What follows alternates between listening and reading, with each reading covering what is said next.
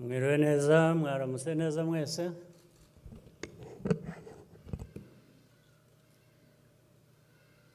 Bayobozi muri hano,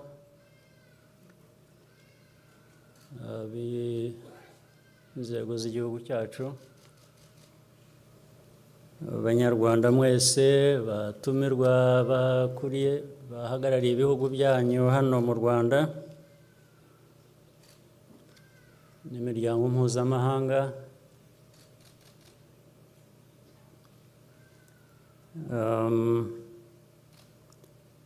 ubundi umwanya nk'uyu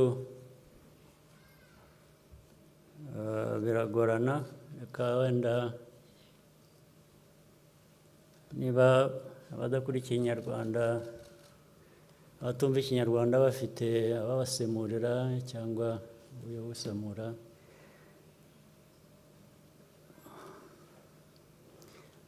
First of all, on a day like this one, the hour, the day, the week, the year, now we are in the 28th year, remembering.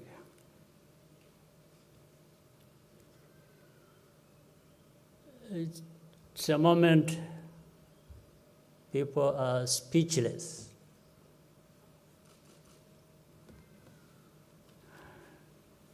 Not lacking freedom to speak, as some people would want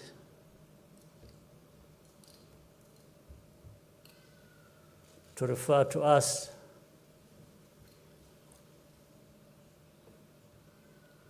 as a country that we have no freedom to speak. That's rubbish. Just doesn't make sense.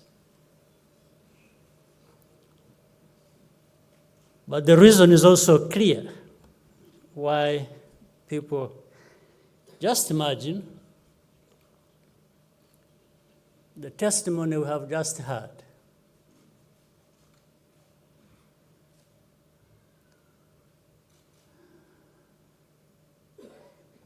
And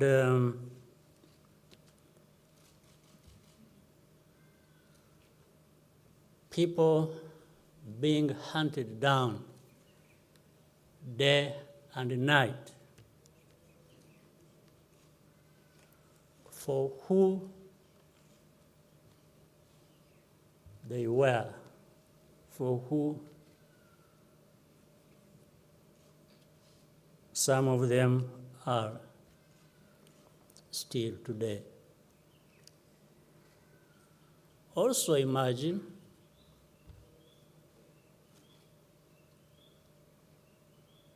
if those of us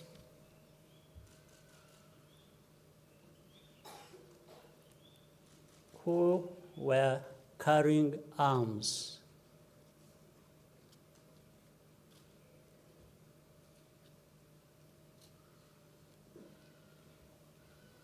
if we had allowed ourselves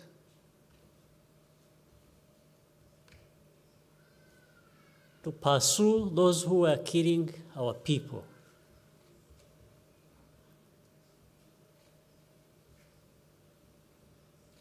indiscriminately, and also killed them.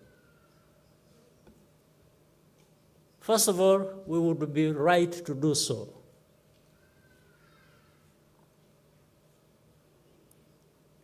But we didn't. We spared them. Some of them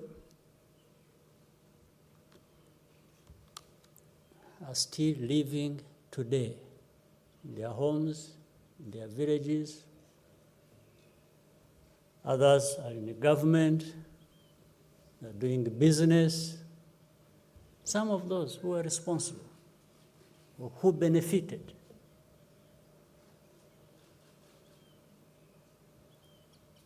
We didn't do that.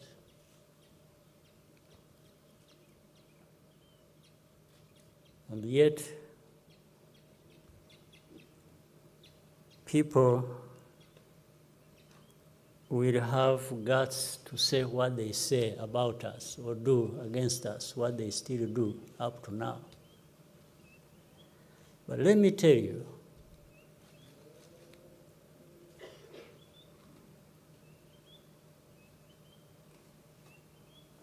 we are a small country. But we are big on justice. And some of those are big and powerful countries, but they are very small on justice.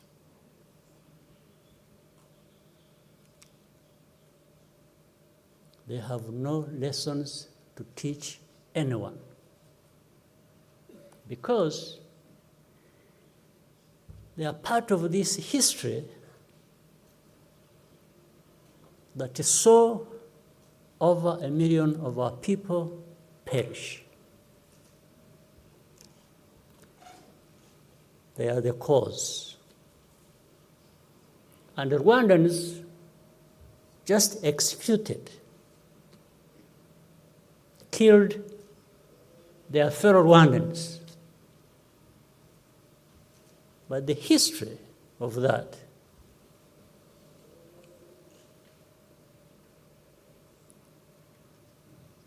originated where we all know, originated from that.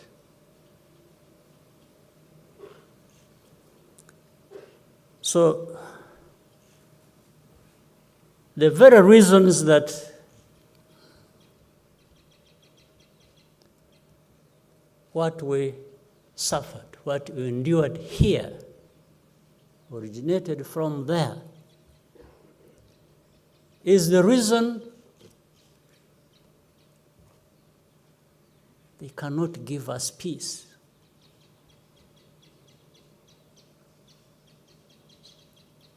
They want to cover up their responsibility.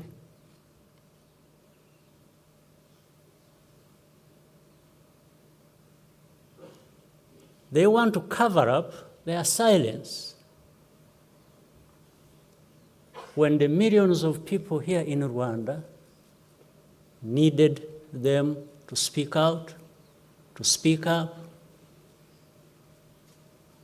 to come to their help. So in the end, the story becomes that of,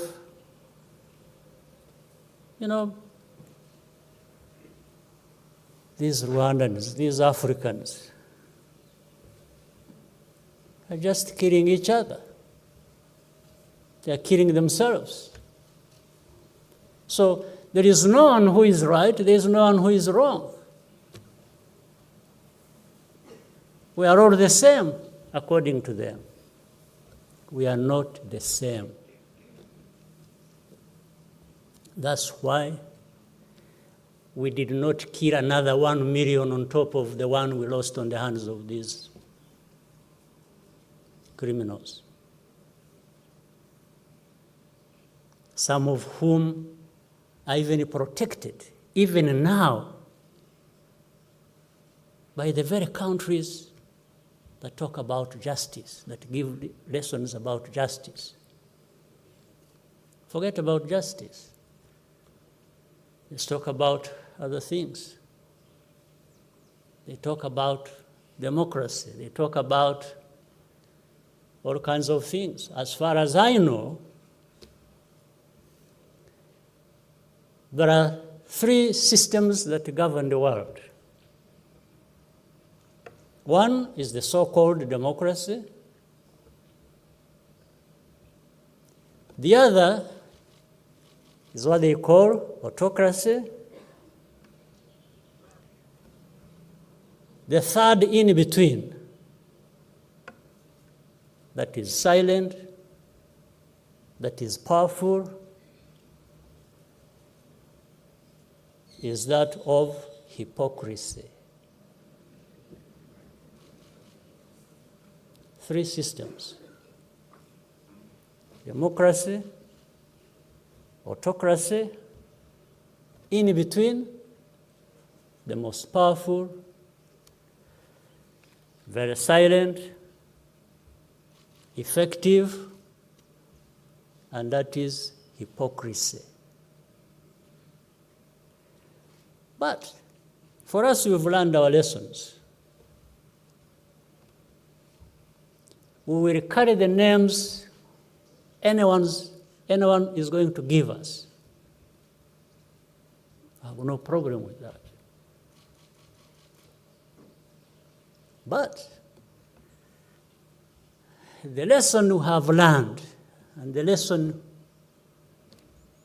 of things we knew anyway from the beginning, some of us, is that it doesn't matter how far you go from here, thousands, tens of thousands of kilometers, you are not going to find people that are more important or have more important lives than us, than we are.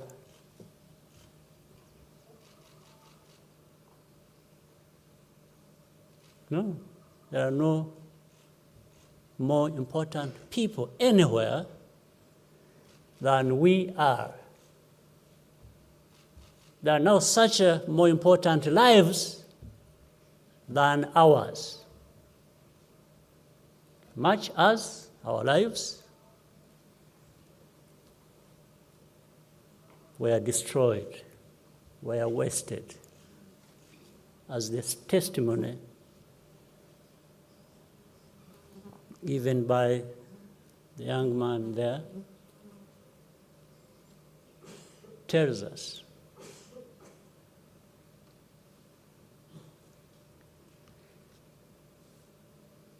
I will say all these things just even for the benefit of our young people, that those who were born at the time are now 28.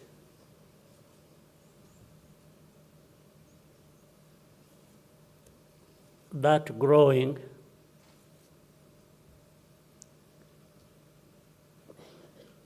must have taught them the lessons of our history, the history of this land.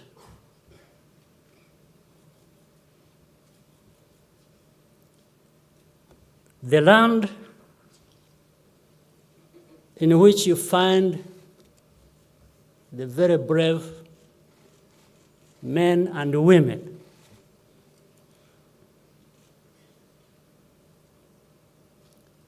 the heroes, if you will. But I have a problem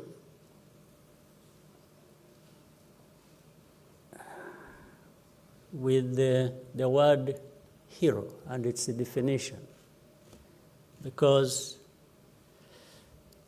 there is no hero in our situation like this one.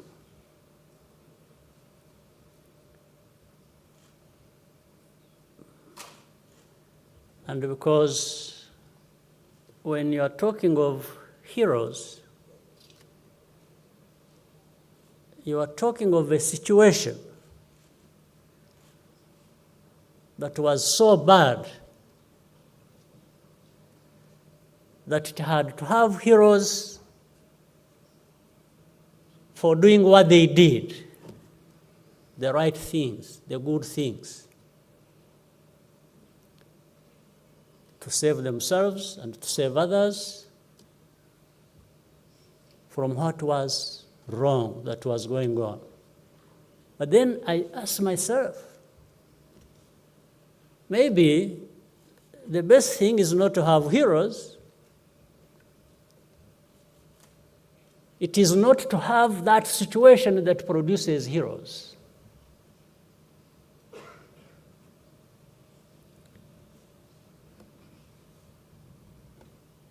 like in our situation, how does one become a hero?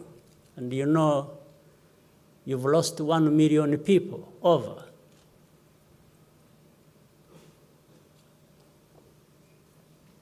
More people were killed than could have been saved, or that needed to be saved. So that means being a hero, I wish we could not have it. I wish we did not have that situation that has to produce heroes. We would be better off.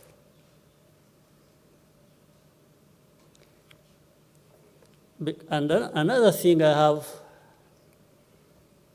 that is problematic with that word is that you can also manufacture heroes. You can decide to baptize somebody a hero, especially when you are powerful.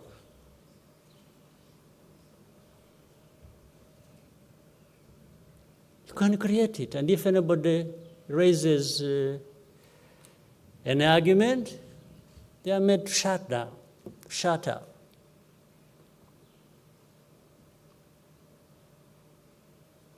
That's what I meant when I said the powerful are powerful, they are big, but small on justice.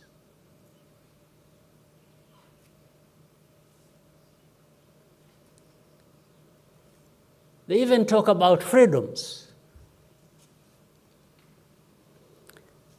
And yet, as we know, they create false stories about a people, about Rwanda, about genocide. And when you argue with the facts and you want to present facts that actually they also know,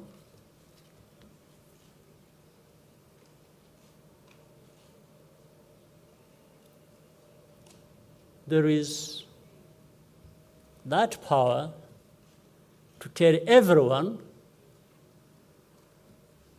not to give you space to express your opinion, to answer back, to argue. And yet they are the same people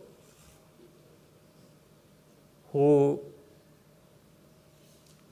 will start accusing others of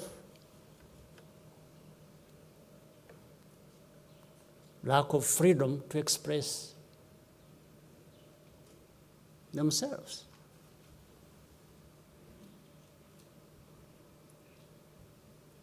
What I'm talking about is not an old story in terms of when it last happened.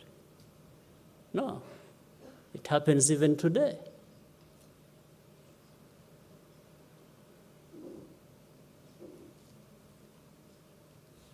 You find a renowned newspaper in some powerful place, falsifying stories about us, about Rwandans, about the genocide, about our history. And when somebody wants to say, look, that's not correct. This is what it is. These are facts. You know, you'll find it's like they have agreed among themselves, all channels through which you could have communicated or placed a reply, not to listen to you, because they want to have what they are playing, the only thing playing in everybody's ears.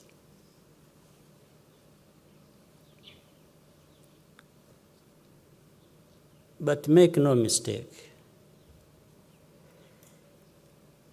in this land of ours, small as it is. It has no small people. Like we did in the past, guided by the truth, by what is right, and it did not use the means we had,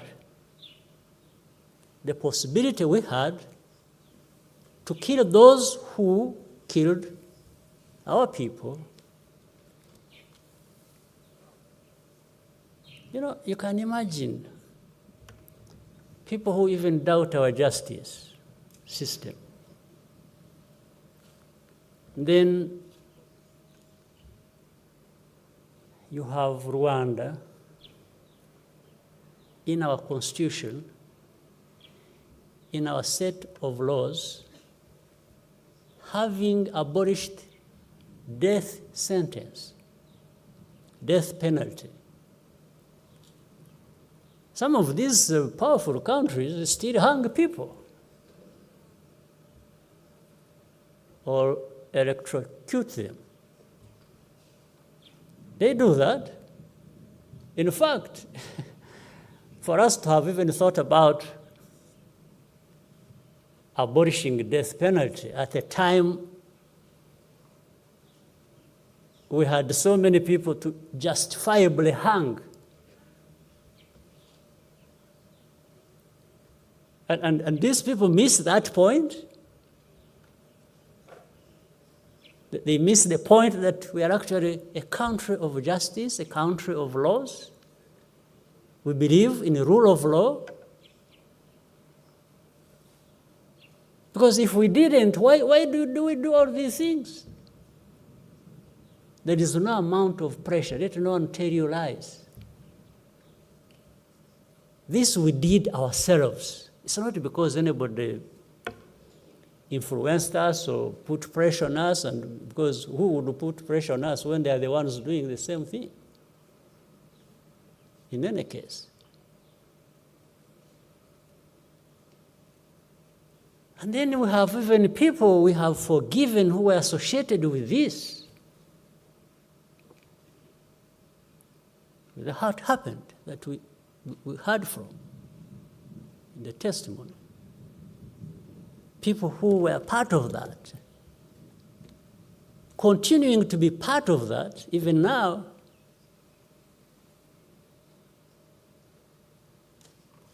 and forget that we have actually forgiven them.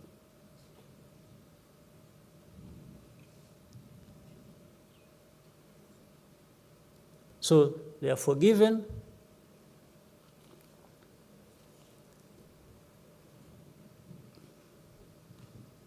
They had been tried by the courts, found guilty, so many years. In the middle of serving their sentence, we forgive them. Next, these are the people supposed to bring to Rwanda democracy. It's a joke.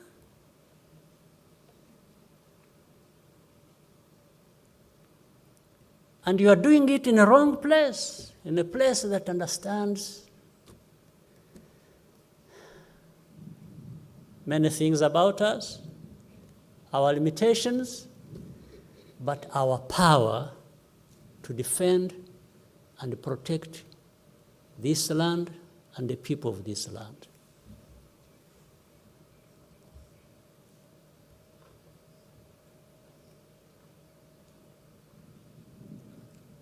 Those people who go around talking nonsense every day, they should take a moment and remember a situation like this we are talking about today. That, in actual fact, also remember that it has produced different people in this land.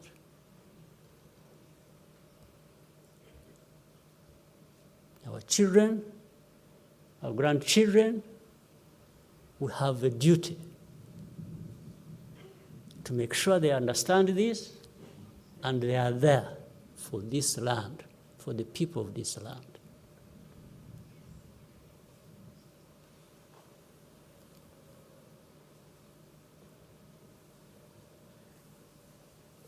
Well, but we also know many things, including our limitations.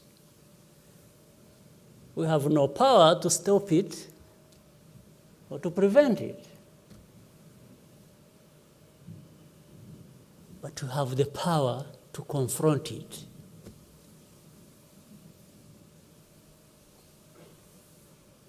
It happens every day. But this gives us, some of us, a good opportunity to remind people of all this. I cannot end without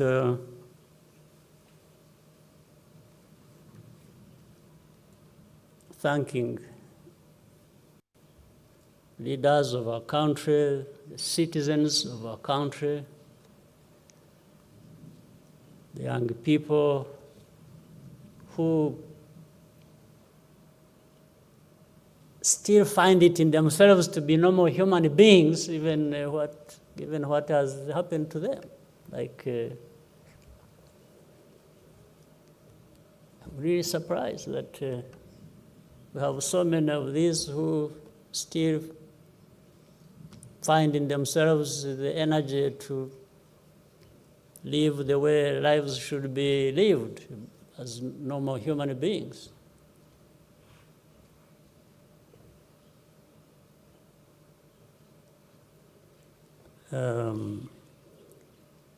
But the most important thing is these very hard, bad lessons should never be wasted.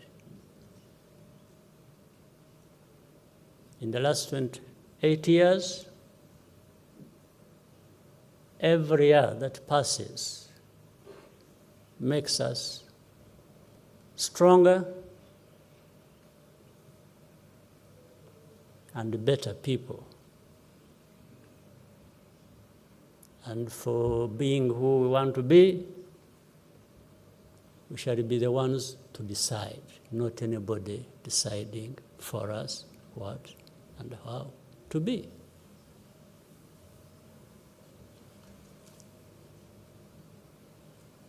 For those who keep running their false stories and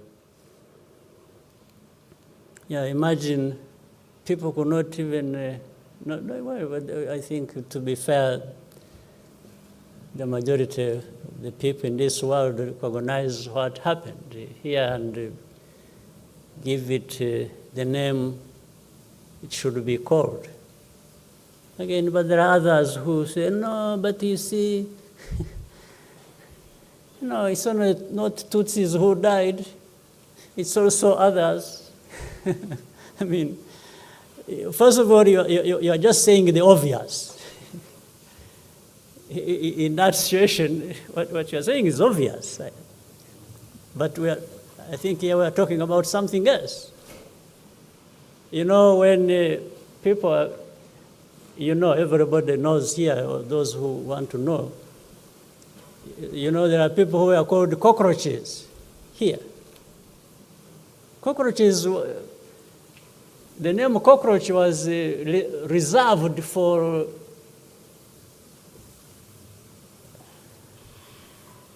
a specific group of people. No. So, and when they were killing cockroaches. This is what they were saying. So they were saying it publicly. So to say that it was a genocide targeting Tutsis, how can it be wrong? How can it be questioned? How can it be argued about? Unless you have something else, another problem.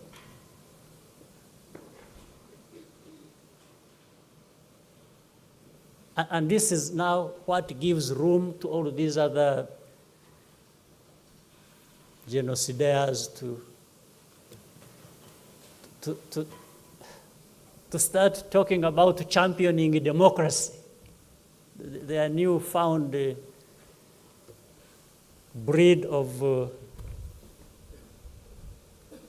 people who are democratic, who want to bring to Rwanda democracy, Rwanda that lacks democracy and lacks freedom of speech and lacks everything normal and human.